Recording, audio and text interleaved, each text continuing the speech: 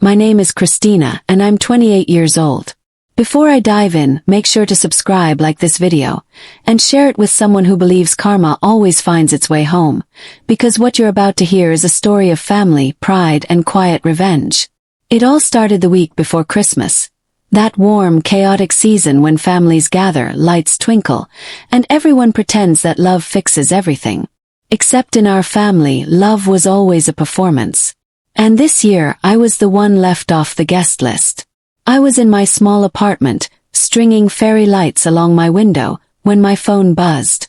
It was a message from my cousin Lily. "Hey, are you coming to the family Christmas dinner?" I stared at the screen, confused. What dinner? Within minutes, screenshots started flying in. Photos of my parents' living room covered in red and gold decorations, my sister posing beside a 12-foot Christmas tree, and captions like, "Can't wait for the big night. Only family allowed, red heart." Only family. Those two words stung more than I'd ever admit.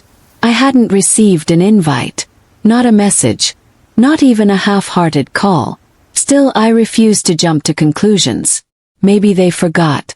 Maybe it was a mistake. So I called my mom.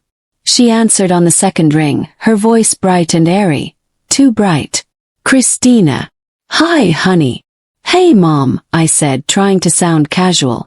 "Lily mentioned a Christmas dinner. Should I bring anything?" There was silence. A short, heavy silence that told me everything before she spoke. About that," she began. "Sweetheart, we didn't want to pressure you. You've been so busy, and your sister." Cut her off. "You didn't invite me because I'm busy." Before she could answer, I heard my sister's voice in the background, sharp and cold. "No place for losers this year, Mom. You said it yourself. We're keeping the vibes positive." Mom didn't even try to shush her. She just sighed and whispered, "It's better this way, honey." My throat burned, but I stayed calm. "I see," I said softly. "Thanks for letting me know." Then I hung up. No shouting. No tears. No begging. Just silence, the kind of silence that makes people nervous, the kind that hides something brewing underneath. I sat on my couch, phone in my hand, replaying the conversation. The laughter in the background. My sister's smug tone. No place for losers. Funny. I had helped pay off their mortgage just 2 years ago. I had covered my sister's tuition when she couldn't afford her last semester. But now, I was the loser. I opened my phone, scrolled to my calendar, and stared at one particular reminder. Christmas dinner reservation. 7 p.m., Maison Leclerc. The restaurant was one of the most exclusive in the city, nearly impossible to book during the holidays. But I had pulled strings weeks ago. For them. And now they didn't want me there. So I did what any calm, self-respecting loser would do. I dialed the number. When the hostess answered, cheerful and polite, I said, "Hi, this is Christina. I'd like to cancel my reservation for December 25th. Yes, the private dining room, table for 12. There was a brief pause. "Oh, I'm so sorry to hear that, Miss Christina. Would you like to reschedule?" I smiled faintly. "No. Cancel everything. Right now." As soon as I hung up, I sat back and exhaled. The silence in my apartment didn't feel empty anymore. Felt powerful. Little did they know, their Christmas miracle had just disappeared. When I woke up the next morning, sunlight poured through my curtains, and for the first time in a while, I felt light, weightless even. I didn't have to pretend.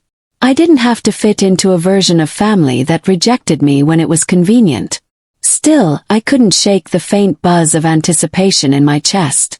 I knew how my family worked. If something didn't go their way, chaos followed. At exactly 9:32 a.m., my phone started vibrating across the counter. I let it ring twice before answering. "Hey, Mom," I said calmly, sipping my coffee. Her voice came out trembling, a mix of panic and disbelief.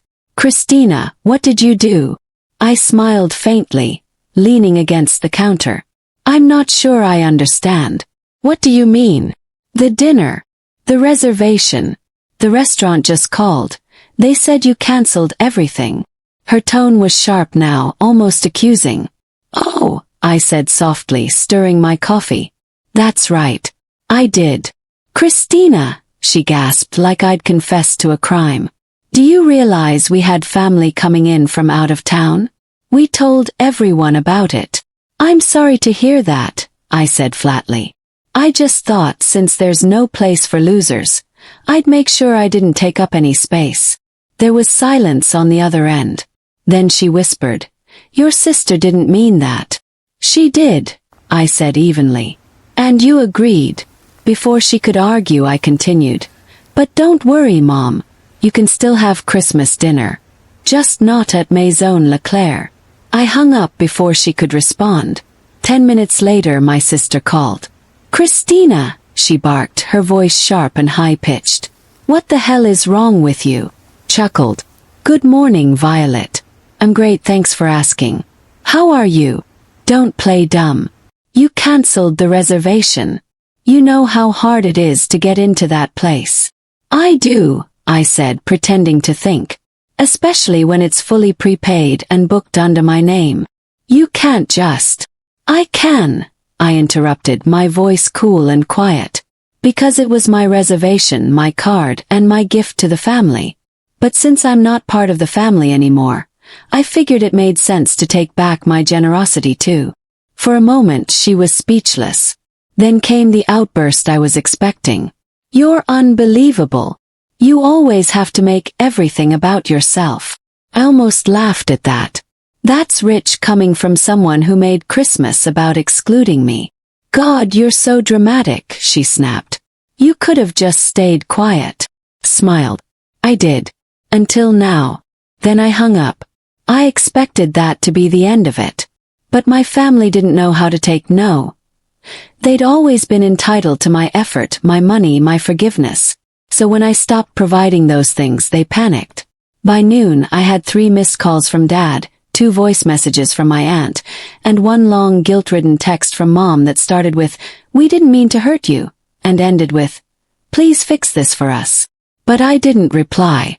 Instead, I grabbed my keys, went out, and treated myself to lunch. Alone, peaceful and quiet. I picked a small cafe with a view of the river. One of those cozy spots where no one knows your name and the food always feels like a hug. While I ate, I thought about how years of quiet sacrifices had led to this moment. Every time I'd paid their bills, helped my sister through her mistakes, or been the one to keep peace while they overlooked me. This wasn't revenge. Not really. This was balance. And yet I wasn't done. Because something told me my sister wouldn't let it rest. Sure enough, around 5 p.m., she posted a story on Instagram. Christmas ruined because of a selfish brat. Some people don't understand family. The caption was paired with a dramatic picture of her fake crying beside a bare dinner table. Typical Violet. Play the victim, twist the story and soak up sympathy. So I did something I hadn't planned on. I went to my closet, pulled out a sleek red dress I'd bought months ago but never worn, did my makeup and grabbed my keys. If they wanted drama, I'd give them the show of their lives. I made a quick call to an old friend, the manager at Maison Leclerc. Christina, you cancelled yesterday, right? He asked. Yes, I said. But I'd like to rebook a smaller private table for 6 tonight. Same time. He chuckled. For the same group. Smiled. No. For better company. By 6:45 p.m. I was seated in that elegant dining room, surrounded by my colleagues. People who appreciated me, respected me, and had become like a second family. The candlelight flickered against the gold-rimmed glasses, and laughter filled the air. Meanwhile, back at my parents' house, I could imagine the chaos, the shouting, the blaming, the disappointment. Then, at exactly 7:12 p.m., my phone buzzed again. It was Violet. And this time her voice was shaky. Christina, please, she said quietly. We didn't know. We shouldn't have said what we did. Mom's crying. Dad's furious. Can you fix this? I glanced around the table at my smiling friends and lifted my glass. Oh, Violet, I said, my voice calm and sweet. I already did. Then I hung up, raised my glass, and toasted to new beginnings. It was almost midnight when I pulled into my driveway. The night air was cool and sharp, The kind that stung just enough to make you feel alive. I slipped off my heels, held them in one hand, and stood there for a second, staring at the quiet house in front of me. Peace. Real peace. Something I hadn't felt in years. Inside, my phone kept buzzing on and off. I ignored it, poured myself a glass of wine, and sank into the couch. My reflection in the dark window stared back. Calm, collected, free. But then 3 loud knocks at the door. Froze. The kind of knock that's too familiar, too forceful to ignore. I took a deep breath and opened it. There she was, Violet, my sister. Eyes red, hair messy, wearing a designer coat like armor. Christina, she said quietly. Can I come in? I stepped aside wordlessly. She walked in, glancing around like it was enemy territory. You've been ignoring everyone, she began, her voice trembling slightly. Mom's sick to her stomach, Dad won't stop pacing. You've made this into a whole thing. I raised an eyebrow. I've made this into a thing. She sighed, brushing a strand of hair from her face. Look, maybe I went too far. Maybe what I said about you being a loser wasn't nice, but not nice. I cut in, my tone calm but sharp. Violet, you didn't just call me a loser. You convinced Mom and Dad that I wasn't worth sitting at the same table as the rest of you. You made sure I was erased from Christmas plans. That's not a not nice comment, that's cruelty. Her eyes flickered, guilt washing briefly across her face before she masked it again. You're always so dramatic, she muttered. No, I said, leaning forward slightly. I'm just done pretending that what you do is normal. She shifted uncomfortably, then softened her tone. I came here to apologize, okay? I didn't expect you to cancel everything. I let out a quiet laugh. You mean you didn't expect me to have boundaries? She looked away, silent. Violet, I said gently. For years you've taken from me. You've used my kindness like it's a bottomless well. Money, help, forgiveness. And you know what? I gave it freely. Until you made it clear that I was never part of your version of family. Her jaw tightened. You don't understand what it's like trying to live up to you. You're the golden one, the successful one, the one Mom brags about to everyone. Do you know what that feels like? That made me pause. The anger inside me eased just slightly as I studied her face. Vulnerable, scared, small. Violet, I said softly. If that's how you've always felt, you could have said so. I never asked for competition. I just wanted peace. Tears welled in her eyes. I was jealous, okay? I thought, if they pushed you away, maybe they'd finally see me. I swallowed the lump forming in my throat. The pain in her voice was real, but so was the damage. I see you now, I said. But that doesn't erase what you did. She looked down at her hands, whispering.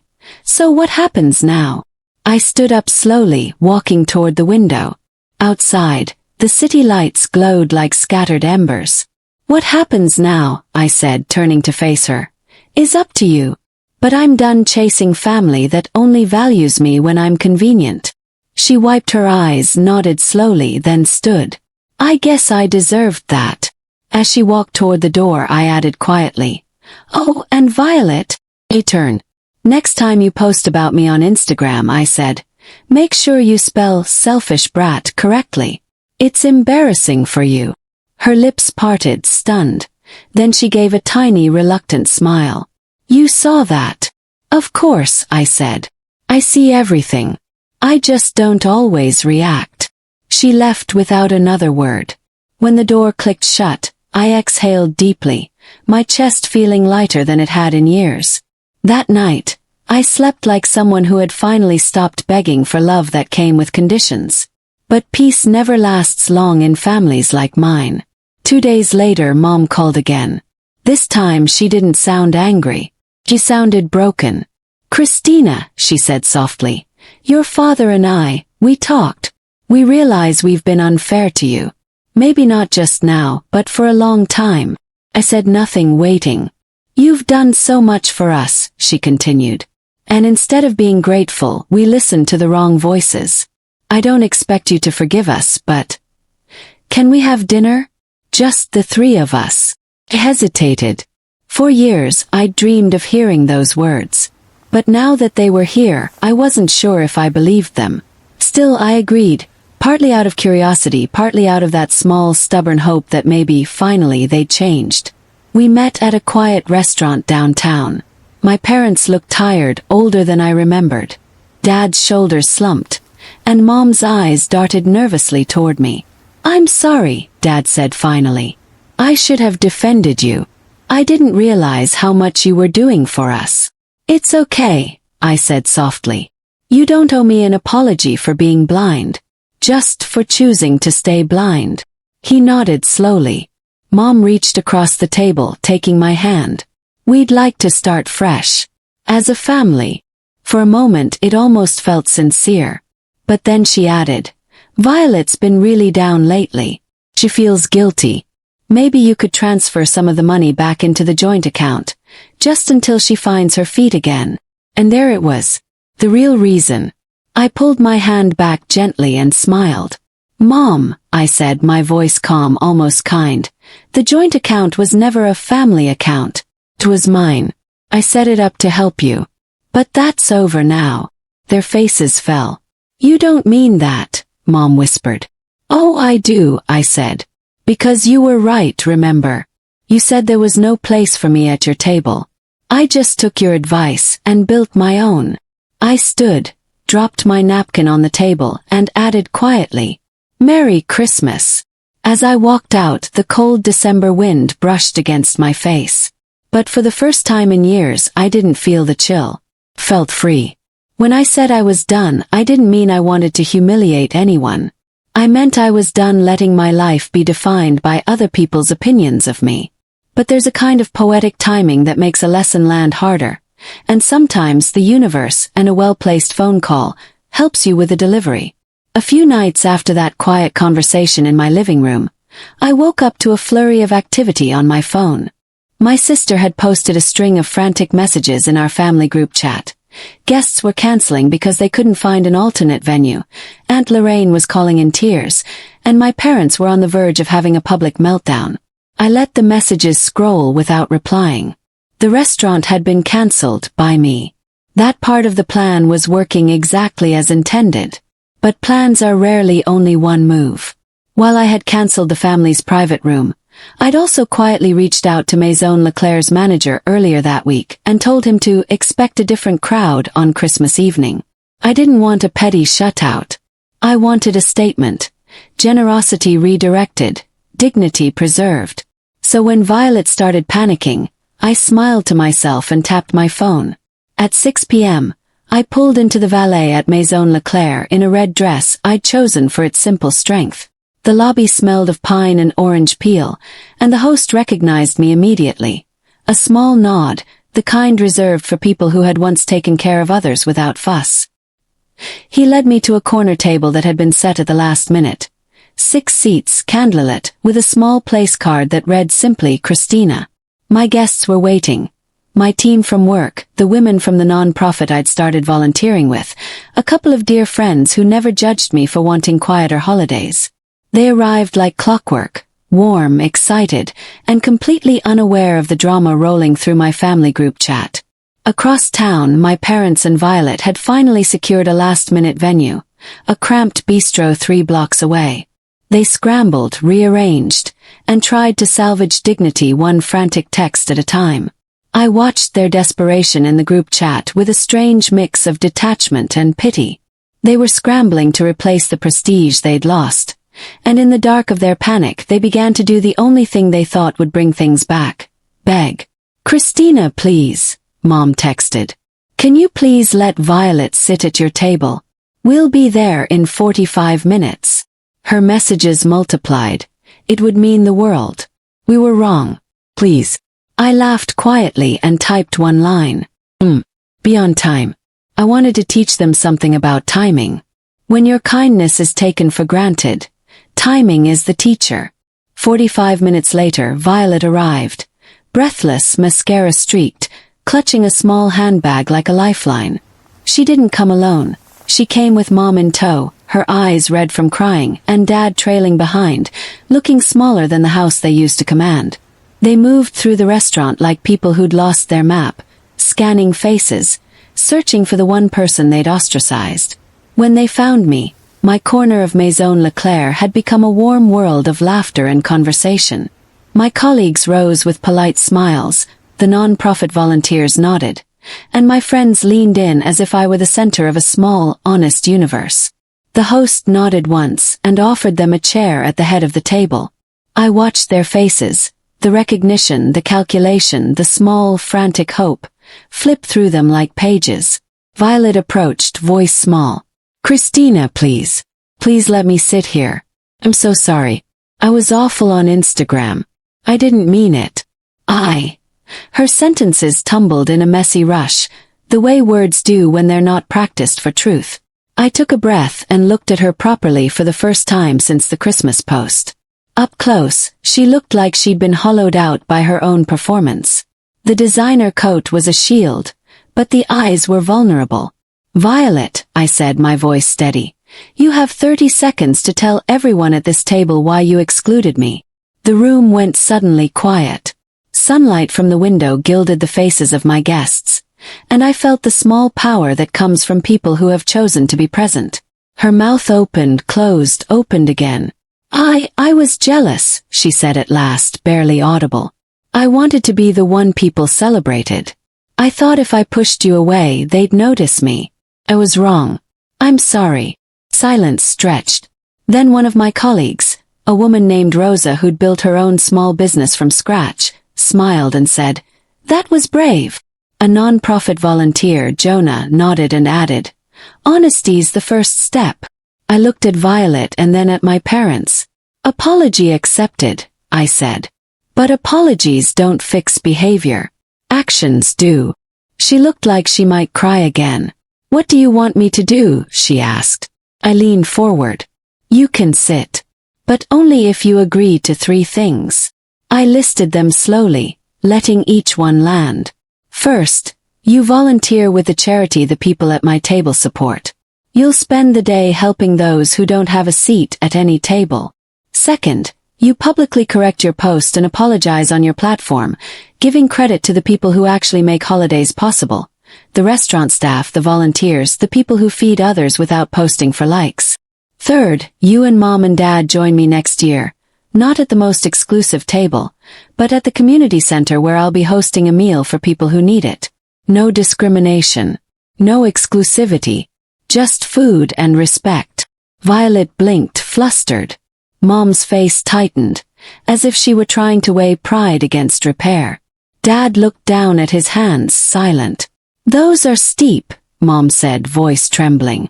"We can't force her to do that." "You're not forcing her," I replied. "You're giving her a choice. She can keep pretending status matters more than kindness, or she can sit and earn a seat." There was a long pause. Then Violet swallowed and nodded. "Okay. I'll do it." Her voice was small, but it held a thread of something real. Maybe it was shame. Maybe it was the first of many choices. Maybe it was the humility she'd never been taught. We sat together that night. Violet sat on my right, awkward at first, then gradually more present as she handed over napkins, helped a server with a spill, and listened to the stories my non-profit friends told about the families they'd helped. She posted the apology the next morning.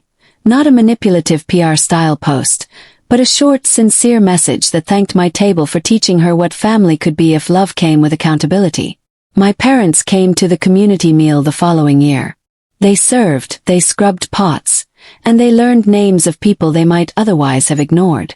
Dad joked with a man who, years earlier, he might have dismissed. Mom lingered with an older woman who shared a recipe passed down through 3 generations. It was hardly the grand dinner they'd imagined, but it was real. It was messy and human, and it changed things in a way no empty apology could. As for me, I learned something too. Mercy is not weakness. It's a choice. The night Violet begged to sit at my table taught me that forgiveness doesn't mean erasing the lesson. It means inviting someone to practice better. That doesn't mean everything was fixed. Old habits don't melt away overnight. There were setbacks. petty comments, passive-aggressive notes, and a few awkward family gatherings where someone still tried to stage a moment of superiority. But over time, small acts of humility stacked up. And the lesson landed harder than any feud could. What my family had tried to control through exclusion, I refused to internalize. I reclaimed my generosity but on my terms, redistributed, purposeful, public in the best way. I gave, but not to the people who used me as a safety net. I gave to those who needed it, and I invited my family to join me when they were ready to be better than their past. That Christmas, my sister sat beside me at my table, not because I felt obligated, but because she'd earned the seat, and because I chose to make the lesson a bridge instead of a wall.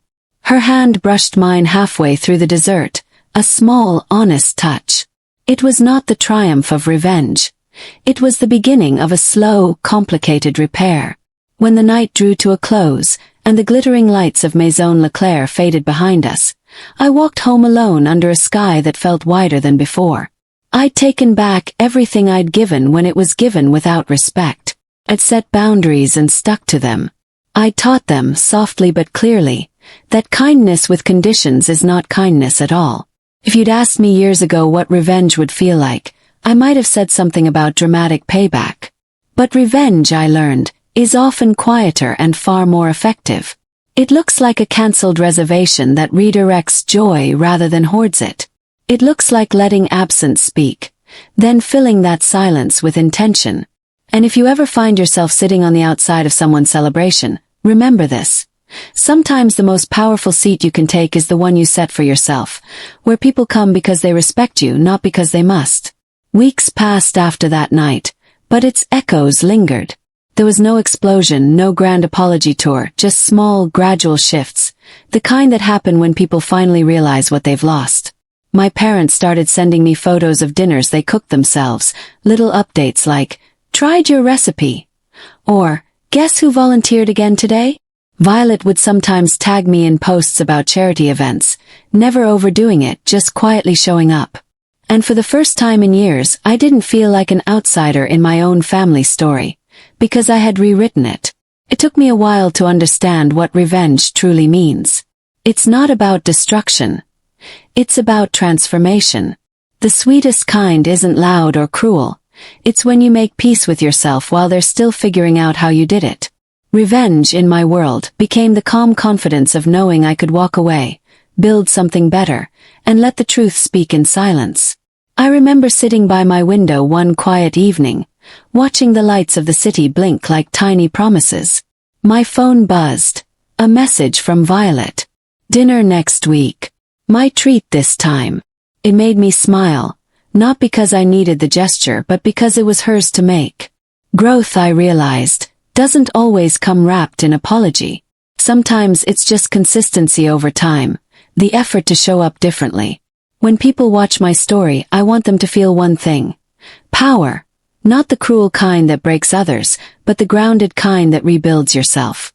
Because when your own family calls you less than, the greatest comeback isn't shouting louder. It's showing them you never needed their permission to shine. So if you're watching this now, if you've ever been overlooked, mocked, or made to feel invisible, take this from me. Stay silent if you must, but never small. Let your actions echo where your words once trembled. Walk away when they expect you to beg. Build your own table, and don't be surprised when they ask for a seat one day. Because the truth, they always do. And when they finally do, smile, remember how far you've come, and choose grace over grudge. That's not weakness. That's power with elegance.